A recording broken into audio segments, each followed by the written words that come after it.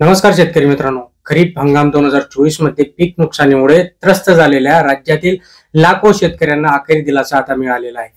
राज्य सरकारच्या वतीने प्रधानमंत्री पीक विमा योजनेअंतर्गत जवळपास आता 3,847 कोटी रुपयांची भरपाई आता मंजूर करण्यात आलेली आहे असून यापैकी जवळपास आता 3,438 कोटी रुपये थेट शेतकऱ्यांच्या खात्यामध्ये जमा करण्यात येणार असल्याचे इथे समजतंय। आणि या भरपाई संदर्भात आता जे काही भरपाई आहे ती विविध 4 ट्रिगरच्या अंतर्गत दिली जाणार आहे।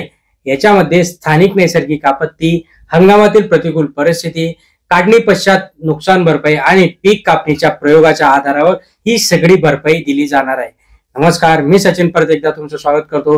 मित्रांनो, चॅनलला अजून सबस्क्राईब केलं नसेल सबस्क्राईब करून ठेवा, लाईक करा, शेअर करा, म्हणजे असेच महत्त्वपूर्ण अपडेट माहिती तुम्हाला आपल्या व्हिडिओच्या माध्यमातून आपण देत असणार आहे। जी की पीक विमा आहे त्या पीक विमा संदर्भात आणि इतर कुठल्याही गोष्टी असो ते आपण तुमच्यापर्यंत नेहमीच तत्परतेने पोहोचवणार आहोत। आता या योजनेच्या माध्यमातून 80.54 लाख शेतकऱ्यांना लाभ मिळणार असून जवळपास यामध्ये जर विचार केला तर स्थानिक नैसर्गिक आपत्तीचे जे काही नुकसान झालं होतं त्याच्यामध्ये 56.52 लाख शेतकऱ्यांना 2840 कोटी रुपयांची भरपाई मंजूर झालेली आहे। आता यातील 56.13 लाख शेतकऱ्यांना 2684 कोटी रुपये याच्या आधी जमा करण्यात आलेले आहेत। आता जी काही उर्वरित रक्कम आहे ते ट्रान्सफर होईल।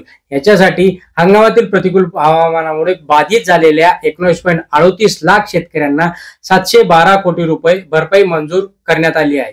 आता याच्यामध्ये 18.92 लाख शेतकऱ्यांना 707 कोटी रुपये अदा करण्यात आले असून यामध्ये या ज्या 2 प्रमुख घटकांमध्ये आतापर्यंत शेतकऱ्यांच्या खात्यामध्ये 3391 कोटी रुपये जमा करण्यात आलेले आहे। सर्व जर विचार केला तर आतापर्यंत 3391 कोटी रुपये जमा केले आहेत। आता जे काही उर्वरित मध्ये काढणी पश्चात नुकसान भरपाई आणि पीक कापणीच्या प्रयोगाच्या आधारावर या 2 घटकांसाठी अजून काही रक्कम वितरित करण्यासाठी बाकी होती। याच्यामध्ये 288,000 शेतकऱ्यांना 277 कोटी रुपये मंजूर झाले असून सध्या केवळ 21,000 शेतकऱ्यांना त्यांच्या खात्यामध्ये 39 कोटी रुपये जमा झाले आहेत। त्याचप्रमाणे 1.74 लाख शेतकऱ्यांच्या पीक कापणी प्रयोगाच्या आधारावर जवळपास 7 कोटी रुपये भरपाई देण्यात आलेली आहे। याच्यासाठी उर्वरित भरपाईसाठी राज्य सरकारने दुसरा हप्ता देखील आता ट्रान्सफर केलेला आहे, जो की होता 1015 कोटी रुपयांचा हा हप्ता विमा कंपन्यांना सरकारने दिलेला आहे।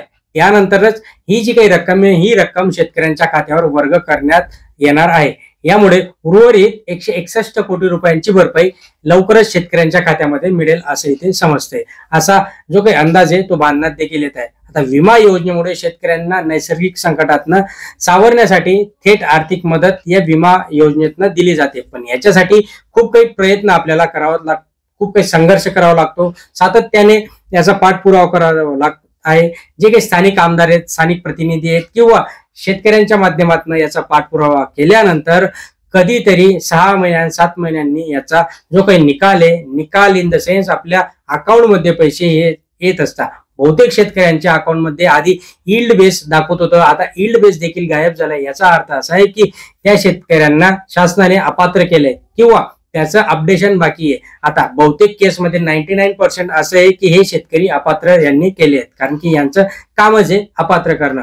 तुर्तास तरी एवढं जे की 3847 कोटी रुपये आता शेतकऱ्यांच्या खात्यामध्ये हे वर्ग करण्यात येणार आहेत आणि ते शेतकऱ्यांच्या खात्यामध्ये काही दिवसांमध्ये ट्रान्सफर होतील। मित्रांनो, चॅनलला नवीन असाल तर सबस्क्राईब करा, लाईक करा, शेअर करा। धन्यवाद।